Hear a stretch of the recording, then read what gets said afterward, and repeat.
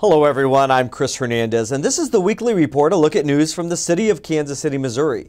Repairs to the Bartle Hall Sky Stations are almost complete. You may remember that one of the sculptures had been damaged by lightning earlier this year. This is one of the four main structural tubes that runs all the way from the base plate all the way to the top where the ball is. So when you compromise one of the four main tubes, that was the biggest concern. Got it. That piece you saw that was cut out is exactly this piece, but we fit up the new main piece along with the four stubs, welded all that out, and then put the new angle piece on, welded that out. And now he's doing these gussets right here. I think he's got one left.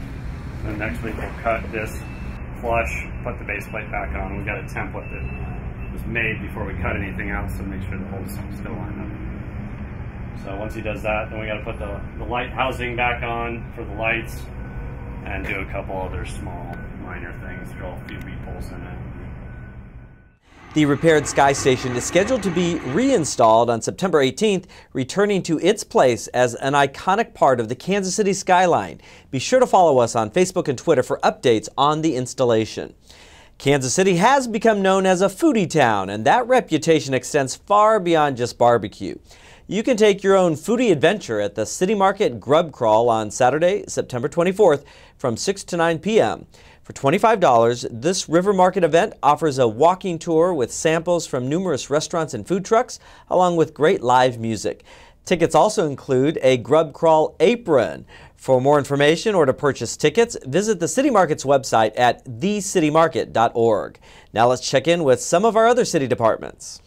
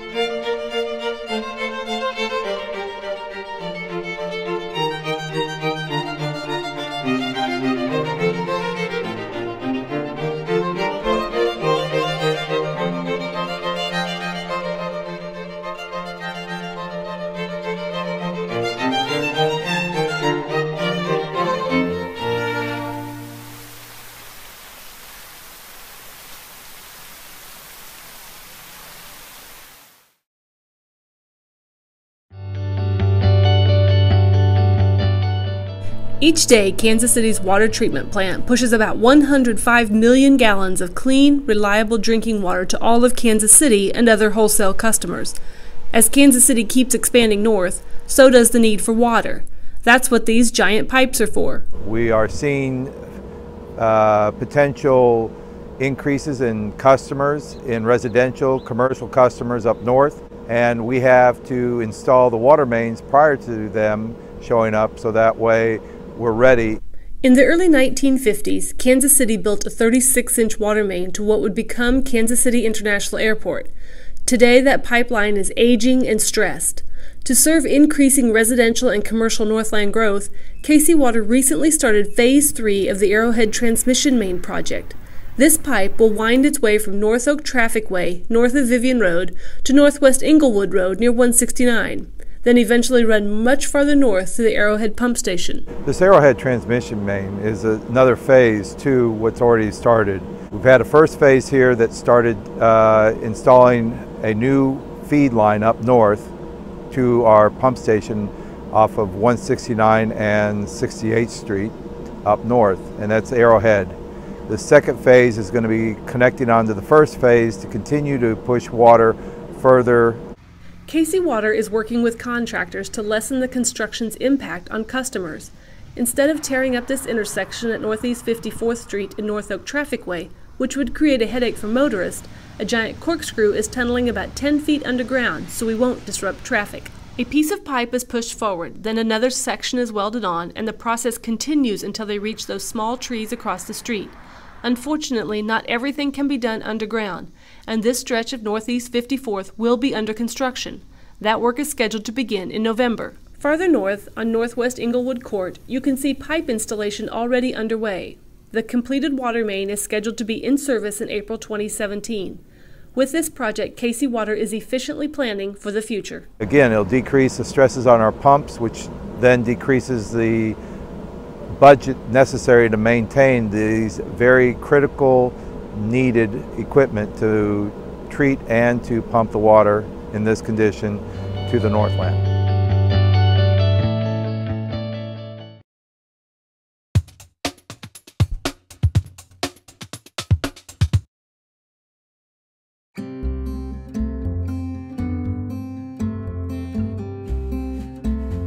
We give out the environmental awards to members of different departments in the city. They're all city workers who go above and beyond their normal job to do something sustainable and create projects that are greening the city. So this small little garden that we have here, it's about 70 foot by 40 foot, and it might seem small in comparison, but there's hundreds of bees that come here every day. Even a small pollinator patch will help hundreds of insects travel along their path. The monarchs, they travel hundreds of thousands of miles every year, so just these small little pollinator patches help them along. It helps the native bees and honeybees, so that's why we did it. This project was a competition to redesign the manhole covers in a way that promotes education of stormwater drainage and water education. This contest helped connect art to one of our most precious resources. It also helped connect the Kansas City Water Department to the arts community. And guess what? They're beautiful.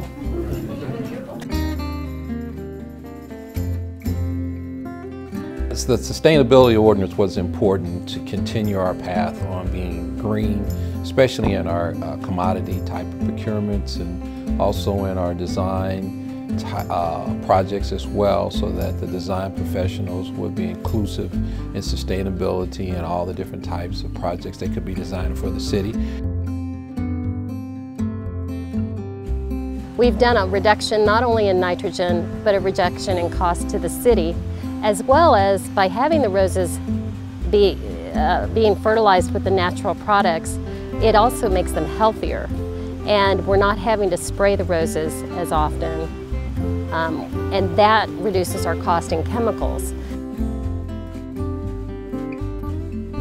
The KC Green Education Outreach Team was focusing on ways to promote the city and its sustainable activities, but also to reach out to the public and to encourage them to implement sustainable practices.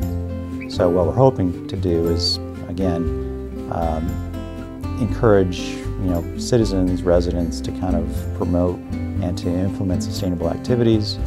And I think neighborhoods, what they're interested in is, how can we make our neighborhoods a little bit more attractive to people who might want to move into the neighborhood. So that's kind of another nice feature of the recognition program.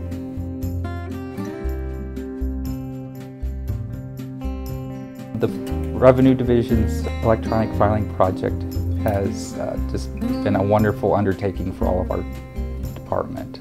Of course, it has served the obvious benefit of reducing paper usage.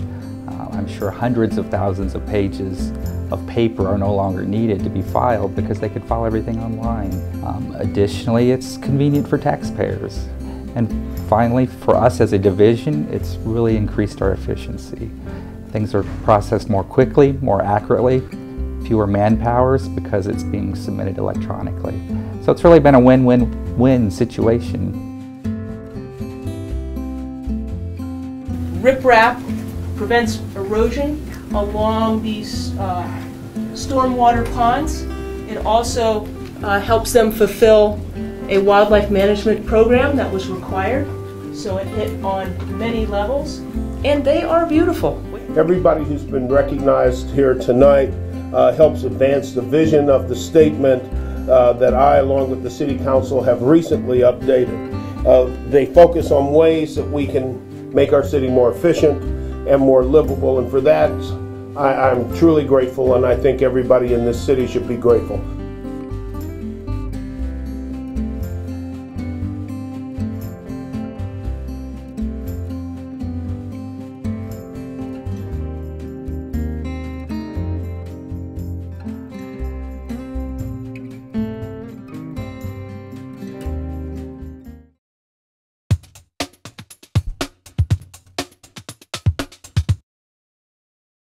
Today we are in the offices of the Friends of Chamber Music, a Kansas City institution that was established over 40 years ago.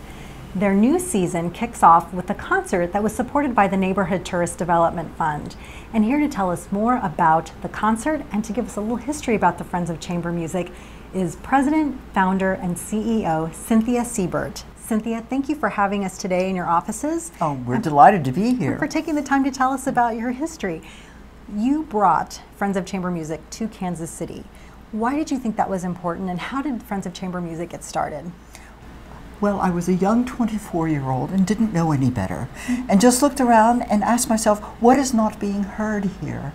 And the literature of chamber music is so vast, and in particular, if you add other musics from other periods, most concert series around the country, producers, presenters, present music that's only been written in the last couple of hundred years. We cover 1,200 years, which means that the percentage of repertoire is not one shelf of music, it's 100. It's so much more vast than people realize. The vocal literature alone from the 16th and 17th centuries, the golden era it's called, there are literally thousands of composers who were supported by kings and queens and popes and churches. It's in an extraordinary fashion. The modern concert is a very new phenomenon. There were only 12 public concerts of Beethoven's works in his day. Most of them were in private homes. In fact, the Friends of Chamber Music, when it first began in private homes, 4 concerts. But even from the get-go, the idea was to present the world's greatest artists. We can afford to do that in the field of chamber music because you're talking about small numbers usually. So, for instance, the very first year we had the Tokyo String Quartet. Now, they were not as famous as they were about to become. They had not been on the Johnny Carson show. But as I looked around, I thought, why not? Let's bring this. We had Rostropovich. I mean, we had amazing artists, world-class artists from the get-go, and that's been our stamp. Something affordable, yet never compromising artistic standards. So today we have 3 series, a master pianist series, a chamber music series, which does mean the last couple of 100 years, and then the early music series, which goes back, well, we have a medieval program from the 9th century with Ben Bagby this year. So he's one of the leading medievalists from the University of Paris, the Sorbonne.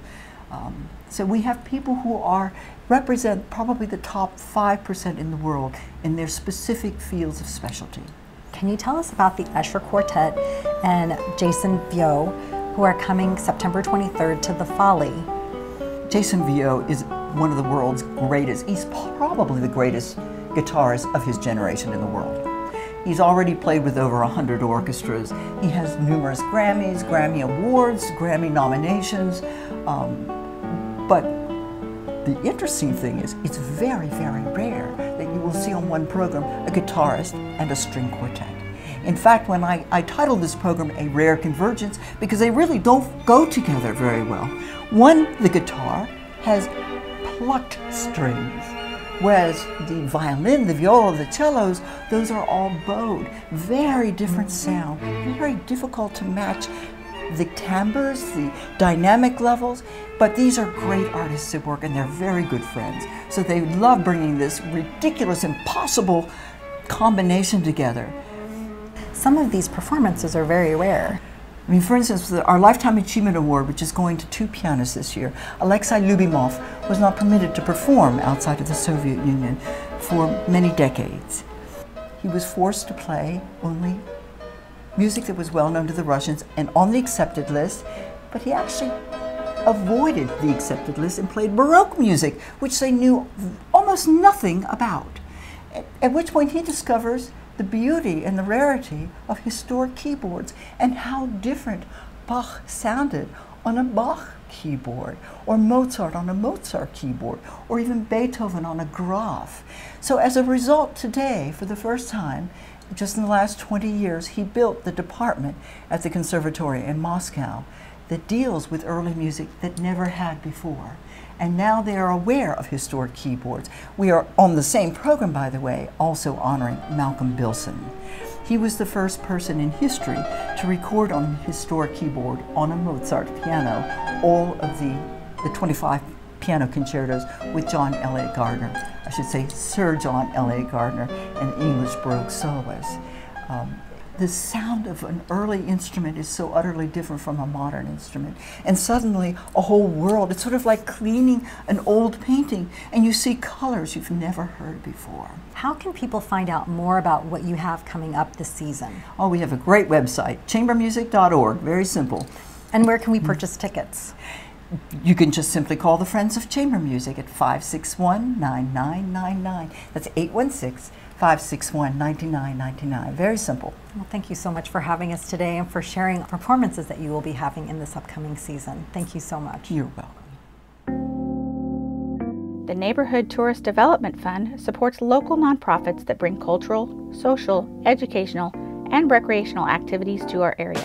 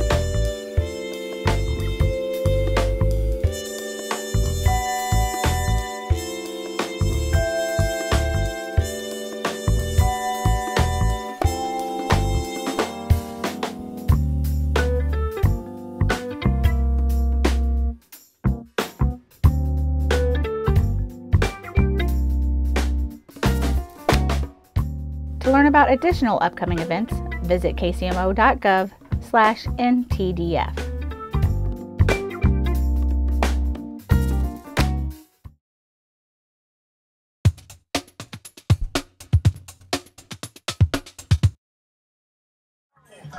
The Kansas City, Missouri Police Department participated in the National Night Out Against Crime, an annual event held the first Tuesday in August.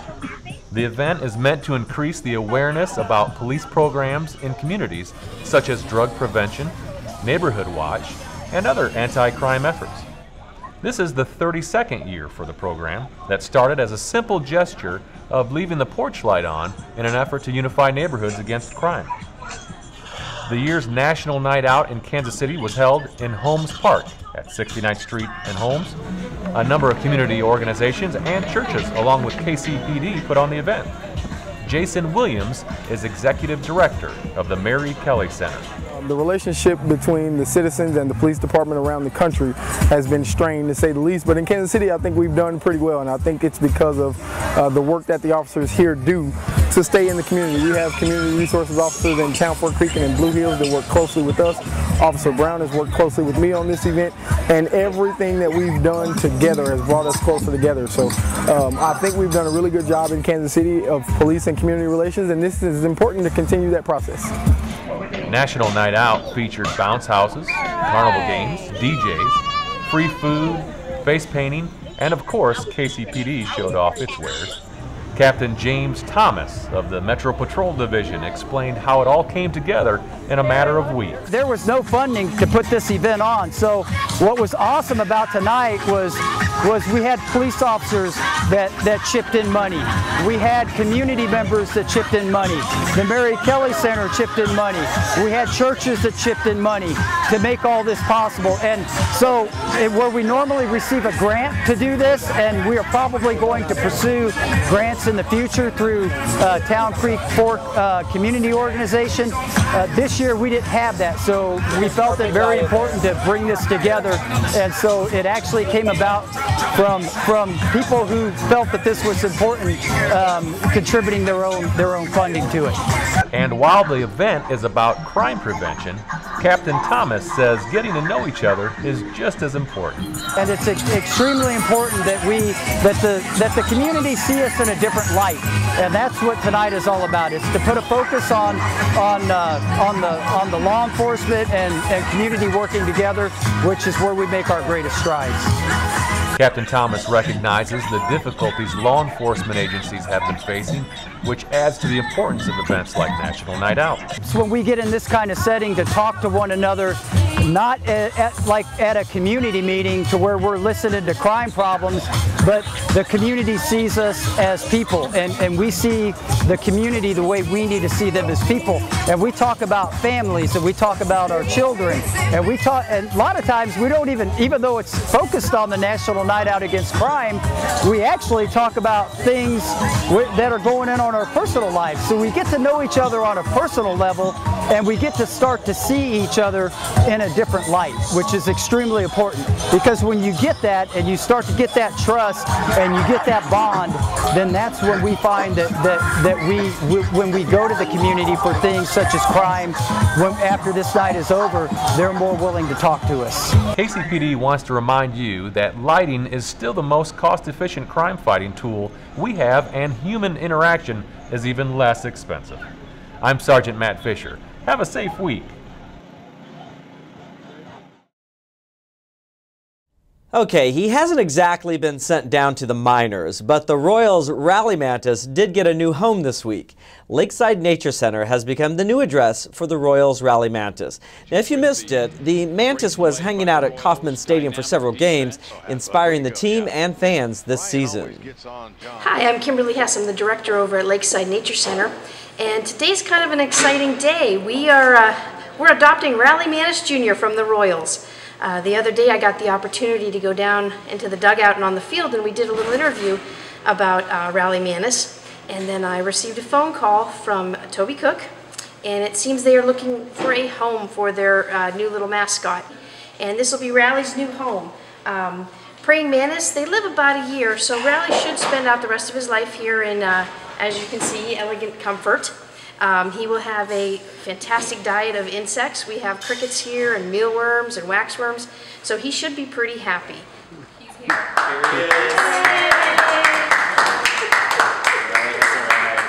Whatever you think about superstitions or good luck charms or whatever, the team played really, really well when we had an insect as a part of the clubhouse and as a part of the dugout. We had this connection with the Nature Center, and it just, at some point we thought, if we can bring a little bit of publicity to a great organization by this mantis that has kind of captured the hearts and minds for what it's worth with Royals fans, then that's the best of both worlds. So this is a great place because however long the mantis is here, people will be able to see him but then maybe they come in and they see what this center is all about and they come back again and again. So yeah, it was the perfect fit for us and for them. And we are always interested in people coming and visiting us, and they can come up and visit Raleigh when they need to, you know, to give a boost to the team. And we welcome all the Royals also. Please come on down and see us here at Lakeside. Well, now is your chance to help decide how the city spends your tax dollars. The City Council would like you to provide input on its priorities and its 5-year business plan. The input will also help shape the next annual budget. Residents are invited to participate in a citizen work session. You'll be able to play a Pick Your Priorities game and take part in a focus group about the objectives in the citywide business plan. Your input will help city leaders decide how tax revenue is spent to improve the delivery of city services. These 4 sessions are identical, so you only need to attend one. Citizen work sessions start on Tuesday, September 13th from 6 to 8 p.m. at the office of Northland Neighborhoods Incorporated at 4420 Northeast Shoto Trafficway. Another session is Thursday, September 22nd from 6 to 8 p.m. at Avila University in the Whitfield Conference Room. That's at 119th Street and Warnell Road. A third session is Saturday, October 1st from 9 to 11 a.m. at the Mohart Multi-Purpose Center at Linwood Boulevard and Wayne Avenue. And the final session will be held on Thursday, October 6th from 12:30 to 2:30 p.m. at 24th and Troost inside the Kansas City Health Department's Multi-Purpose Room. Well, that does it for this edition of the Weekly Report. To view this program again or other Channel 2 videos, go to kcmo.gov and search Channel 2. That page has a link to our YouTube channel, which has all of our great programs that you can view on demand. Thanks for watching. I'm Chris Hernandez. Have a great week.